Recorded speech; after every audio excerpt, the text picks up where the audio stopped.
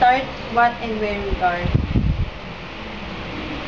Always believe in ourselves and have faith in God for us to be able to do what we want to do.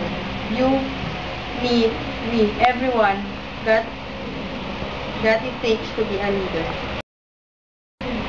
I'm just a great Mass from Rotary Club of Malibang, sponsored by Rotary Club of Malibang. Message.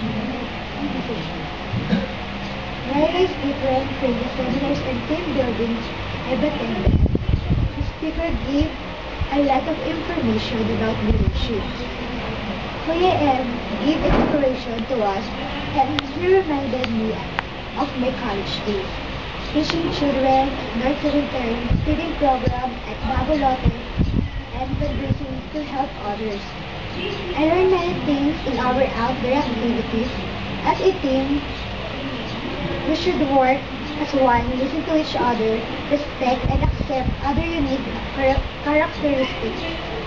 I was inspired by Miss Tanya. I learned many things about our environment. As a leader, we should protect and preserve our mother nature. As a global leader, I should have an open mind and a big heart to be an effective leader. I'm Gomel Tres from the Rotary Club of Capico Barangay Manganay. The next sponsor club is the Rotary Club of Pasig Central. There are different things that I've learned in Laila.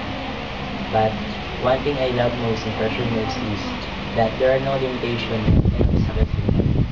That we are the one who create our own limitations, and that's the reason why we people or why we leaders cannot bring the best of us.